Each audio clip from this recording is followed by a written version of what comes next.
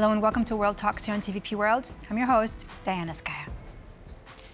U.S. President Donald Trump met with NATO Secretary General Mark Rutte at the White House on Monday, unveiling a major new weapons package for Ukraine, including Patriot missiles to be delivered through NATO and funded by European allies. Now, the move marks a shift in Trump's approach to the war and burden sharing within the alliance. Now, to break it all down, I'm happy to welcome Kira Rudik, Ukrainian MP at Voice Party. Kira, I'm so happy to have you here with us on World Talks this evening. Hello, Diana, and thank you so much for having me. Kira, I'm going to invite you to listen to a soundbite by U.S. President Donald Trump. I've been hearing so much talk. It's all talk. It's all talk, and then missiles go into Kyiv and kill 60 people. It's got to stop. It's got to stop. But the purpose of this is to say that this is a very big deal we've made. This is billions of dollars worth of military equipment is going to be purchased from the United States, going to NATO, etc. And that's going to be quickly distributed to the battlefield. I've been in contact with many countries. I can tell you that at this moment, Germany massively, but also Finland and Denmark and Sweden and Norway, the United Kingdom, the Netherlands, Canada, they all want to be part of this. And this is only the first wave. There will be more. So what we will do is work through the NATO systems to make sure that we know what Ukrainians need, so that we can make packages. Of course, in a way, we discussed it this morning with Pete Hegseth at the Pentagon, in a way that, of course, the US will put on its stockpiles necessary to defend this country. That's absolutely clear. But it will mean that Ukraine can get its hands on really massive numbers of military equipment, both for air defense, but also missiles, ammunition, etc., etc. All right, Kira, based on what we heard right there, the conversation between Donald Trump and between Rutte, let me ask you first this. In your view, is the Trump-Putin friendship over? Well, I think, at least publicly, after Putin humiliated Trump, it is impossible for the things to remain the same, right? Whatever you say in private is one thing, but when publicly, after President Trump is calling Putin, then the missiles are hitting Kyiv, it's very hard to not take it as an offense and ultimate disrespect. And this is how I hope President Trump took it, and this is why we hope that the friendship is over. However, this was not in your soundbite. President Trump said that he will impose additional tariffs and sanctions in 50 days on Russia. So that's why I'm not 100% optimistic, because basically he's telling Putin that he can go ahead with the summer offensive that he was getting ready with. And the main question right now is what's going to happen within those 50 days.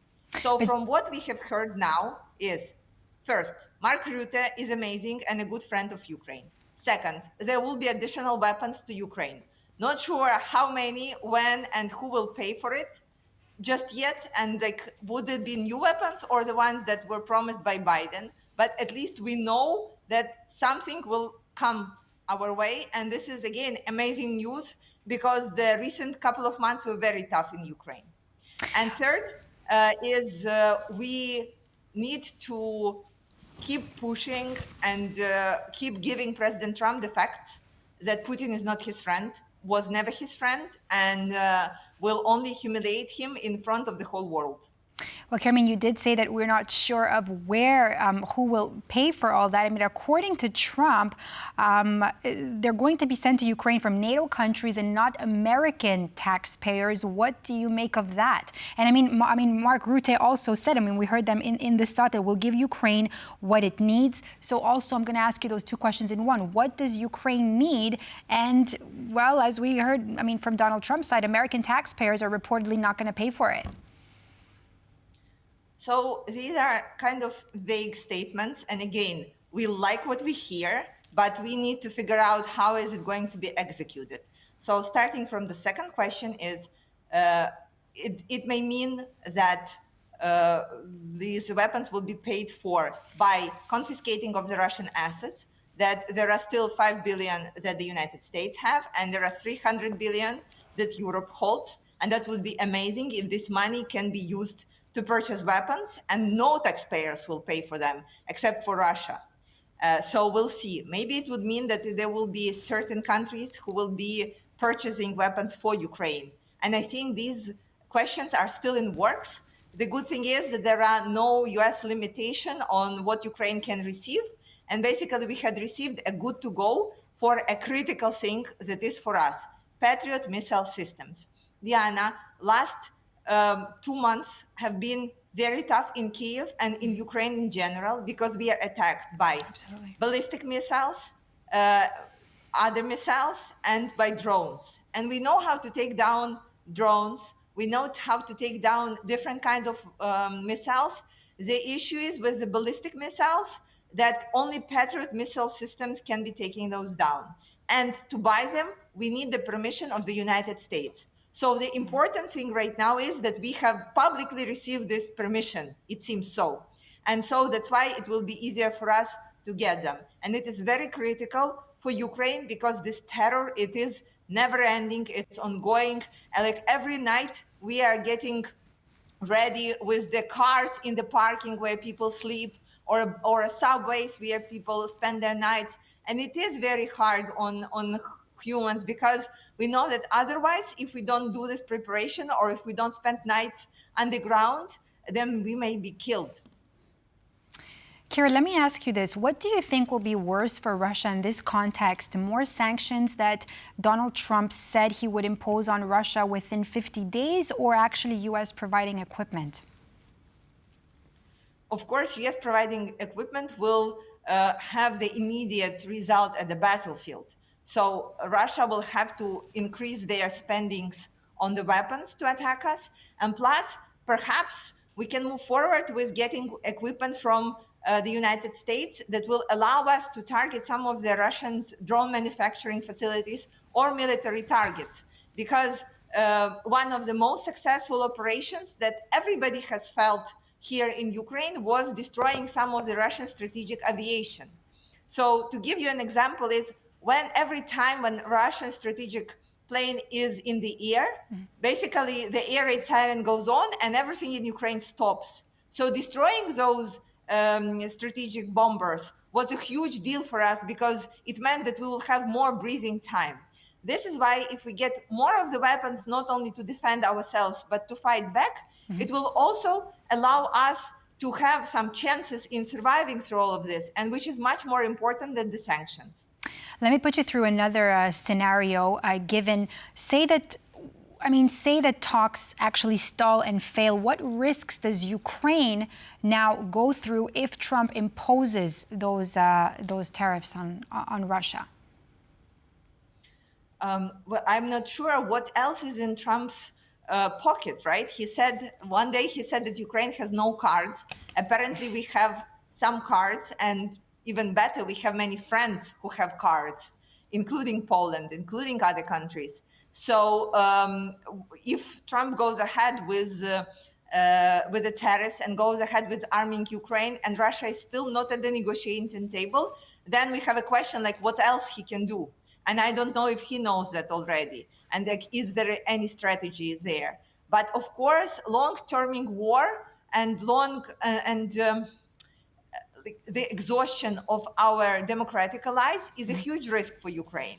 Because you remember how things were in 2014 when everybody was concerned for a month when the war started, and then it was business as usual.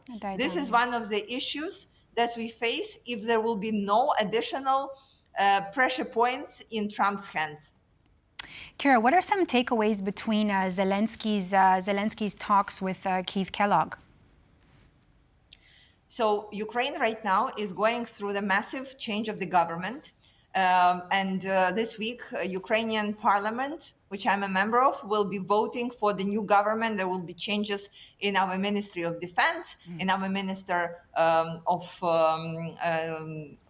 Prime Minister, and perhaps the ambassador to the United States. And it's good that we have Keith Kellogg here because he will be able to talk to the new people, to shake hands, and to know that they are ready to work. And we have very high hopes on it. And on a very personal note, Diana, we are so happy that Keith Kellogg here, because we hope that Russia wouldn't be attacking us that much, and we will have some of the nights of good night's sleep. Because when we have high-level officials in Kyiv, the attacks are like less often.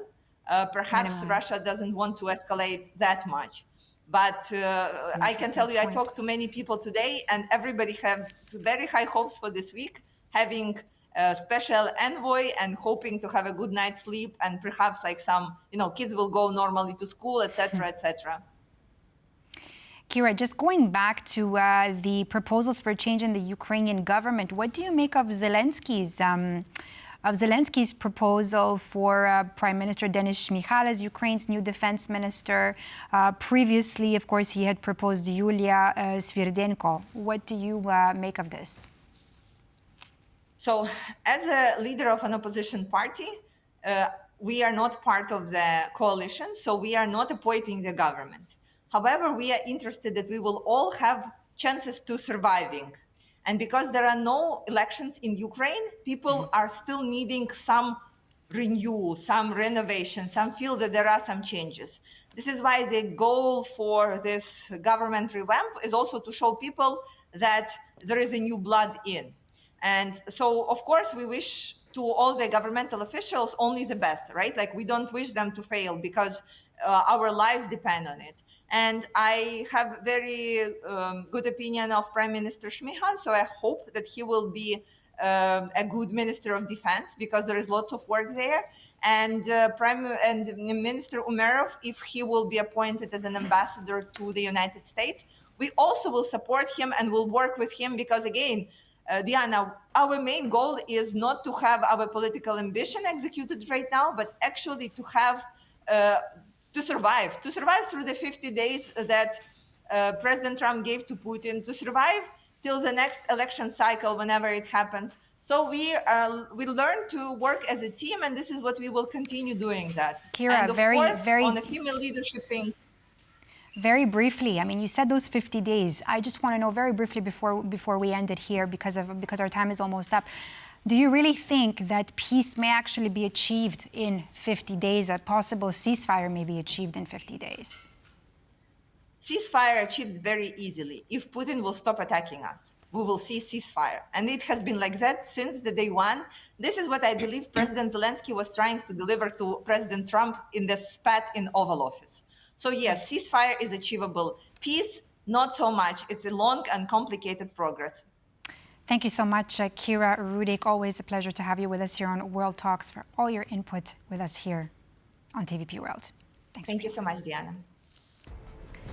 And that completes this edition of World Talks here on TVP World. I'm Diana Skaya. Thanks for watching.